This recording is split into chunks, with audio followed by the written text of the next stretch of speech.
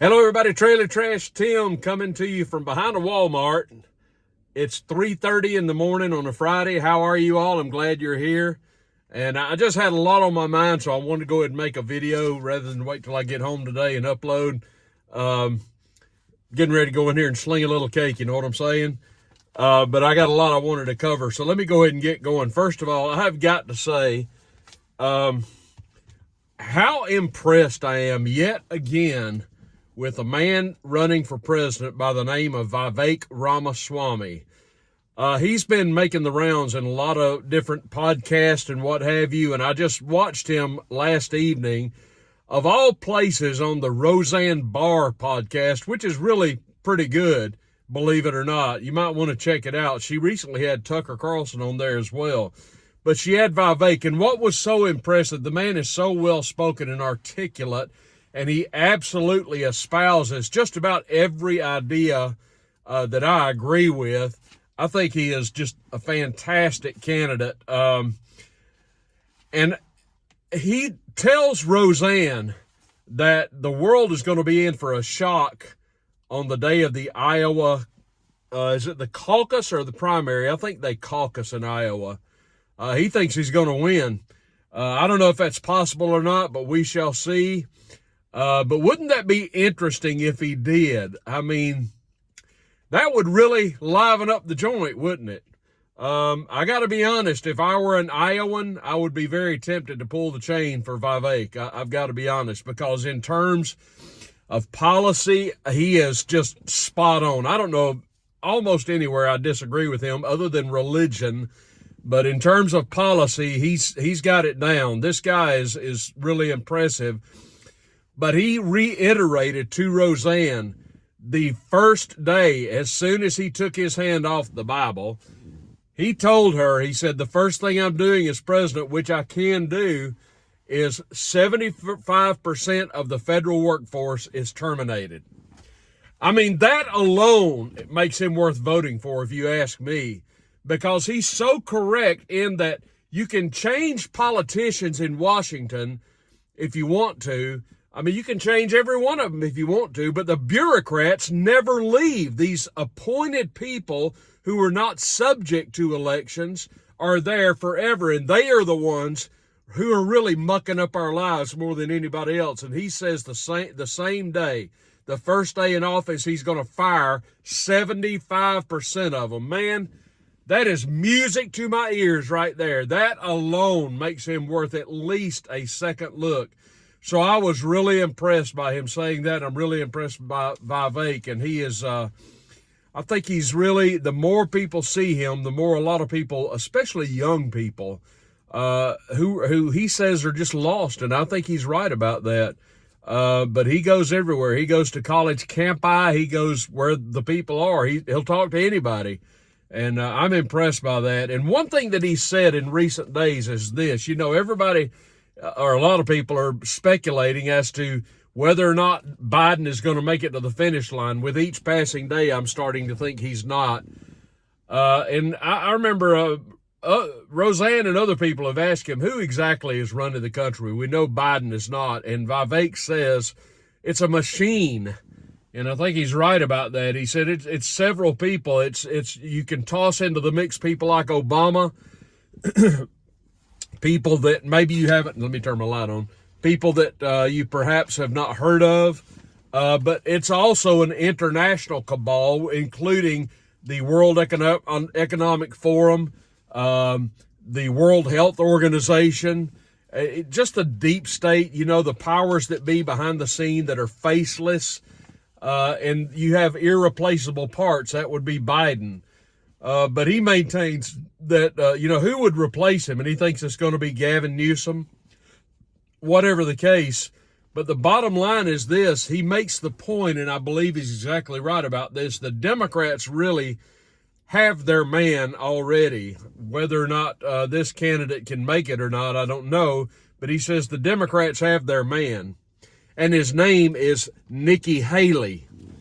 And he's exactly right about that, folks. Nikki Haley could very well run as a Democrat. Her policies are, in alignment pretty much with what you would expect out of a Democrat. And again, these people are interchangeable. And I mean, really, what's the difference in a Joe Biden with a Mitt Romney? What's the difference in Joe Biden and a Mitch McConnell? What's the difference? If you could replace Biden with Mitch McConnell, what would change? Not much. You'd still have our involvement in Ukraine. You'd still have high taxes. You'd still have a man in office doing nothing about the border. They're interchangeable, and they're all feckless. And the Democrats would be very happy with somebody like Nikki Haley. They'd put on a show, oh, we don't like Nikki Haley, but in reality, they'd be fine with a Nikki Haley. No freedom-loving Americans should support this war-loving neocon who enriched herself off of defense contracts. All right, I want to touch on. I haven't talked about Claudine Gay. Claudine Gay, of course, is the newly resigned president of Harvard University. It is almost beyond my comprehension that someone such as Claudine Gay could ever ascend not just to the faculty of Harvard University, but to the presidency of Harvard University. The fact that she can even be on campus is offensive to me based on what she has done. Harvard University was once a proud university. It was once a religious university, actually. It ain't none of that anymore. But what is so offensive about this woman who plagiarized her doctoral thesis, as we know?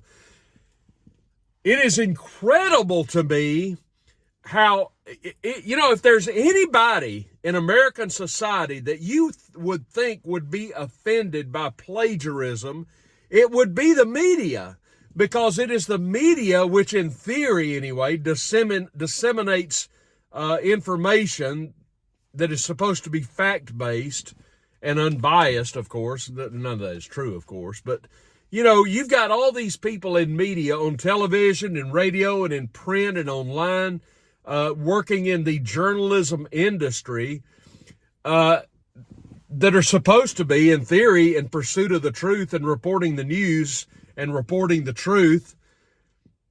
You would think if anybody would be offended by plagiarism, it would be those in the journalism industry. There was a time in this country where if you committed plagiarism in college on a term paper or a thesis, you'd be expelled, and rightly so. But this woman ascends to the presidency of Harvard, and she's shown to be a rampant, rabid plagiarist, and the media comes to her defense. It's incredible to me. I mean, this is symptomatic of a wider problem, because not only is the media covering for this liar, now deposed president of Harvard University, but the faculty of Harvard University came to her defense. Folks, I'm telling you, if you've got college-age kids and they're in an American public university, you need to sit them down and have a talk with them. They need to go to truck driving school or something. I'm telling you, college education in America is pretty much, generally speaking, nothing but a scam. If I was a kid graduating high school, if I wanted to go to college, it would have to be for a specialized area such as medicine or the law or something like that. Otherwise, hey, kids, trade school. You'd be better served. In the long run, you're going to make more money. Believe me. All right, let me touch on this. Joe Biden tweeted earlier today, might have been yesterday because it's so early now. Joe Biden sent out this tweet on the X platform. I quote, "When I came into office, the pandemic was raging, the economy was reeling, but because of the American people, we've achieved record job creation, historic economic growth, and among the lowest inflation rates of any major economy," unquote. Have you ever heard so many bald-faced lies, brazen lies, in one paragraph in your life? Are these people stupid? Is it just a case of extreme cognitive dissonance? Now, I get it. Joe Biden didn't tweet this. One of his flunkies tweeted this. One of his handlers tweeted this. But it should be so utterly offensive to you. Of course, these people know this isn't true, but that doesn't stop them from tweeting it. They're just brazen because they realize there are Americans out here who are not paying attention, who are lazy when it comes to facts. They'd rather talk about football or sports. They're just not paying attention. And some of them are on social media and they see this tweet and they think, oh, it must be true. But of course, people who go to gas pumps regularly know this is not true. Let me read this again. This is outrageous. When I came into office, the pandemic was raging, the economy was reeling. But because of the American people, we've achieved record job creation, historic economic growth, and among the lowest inflation rates of any major economy. Lie after lie after lie after lie. Let me give you what the truth is, okay? Here is the truth. When Joe Biden took office, we were recovering from COVID. When Joe Biden took office, we had 6% economic growth. I looked all this up. And 1.4% inflation, which is almost non-existent inflation. Since Joe Biden took, and I could go on and on. Since Joe Biden took office, we have 2 years, no, it's more like 3 years now, of stagflation or inflation, raging inflation. Since Joe Biden took office, we have had an absolute tsunami at our border. Since Joe Biden took office, we have engaged ourselves in avoidable wars. Since Joe Biden took office. That's the truth. That's what he didn't tweet. That's what his handlers did not tweet. But that's the truth. Don't sit there and tell me we have record low inflation. What a lie. These people are so brazen. Absolutely brazen. Let me get a sip of coffee. It's cold. It's in the 30s, low 30s here in Alabama.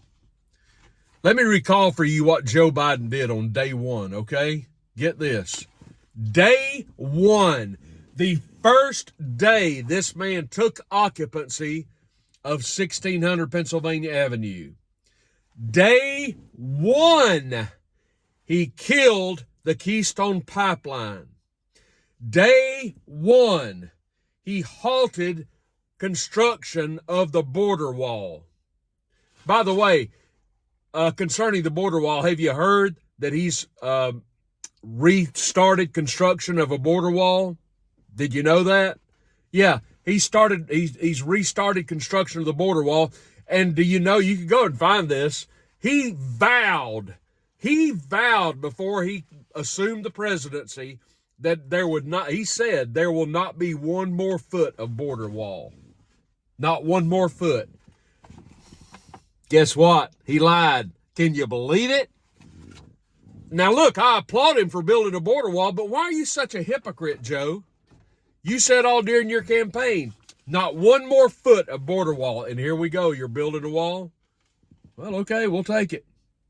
But you're still a liar. Day one, he rejoined the Paris Climate Accords. This is the third point. Day one, he restored undocumented immigrants on the census, the American census. On day one, he did all this. Day one, he required masks on federal property. Day one, he did all this. And day one, number 6, he rejoined the World Health Organization. Day one. Day one, he did all that. He did all that. and we're worse off because of all of it. The truth of the matter is we are suffering from raging inflation, high taxation, high regulation, a bloated bureaucracy, which you always get this with Democrats, folks, always, and a lot of Republicans. Like I say, they're interchangeable. But once in a lifetime, you get people such as maybe a Trump or definitely a Ramaswamy, Vivek. He did all that on day one. And here we are, mired in war, mired in inflation, with a bloated bureaucracy regulating our lives, an absolute tsunami of illegal aliens invading our country on the southern border, corporate collusion between government and corporations, absolute unbelievable corruption in the federal government and in the Biden administration. But we go after Trump because of the insurrection. Yeah, I don't think so. All right, that's what's going on. I just wanted to pop in. Go ahead and do my video for today rather than wait, because I had a lot, as Corinne Jean-Pierre would say, on the top of mind. Okay. Hey, look, I hope you go out there and have a great Friday. Stay warm if it's cold where you are. Thanks for joining me, everybody. Give me a thumbs up on the video down below if you would. I'd appreciate that. And subscribe to the Triple T channel. Thanks for joining me again, and I will see you all soon.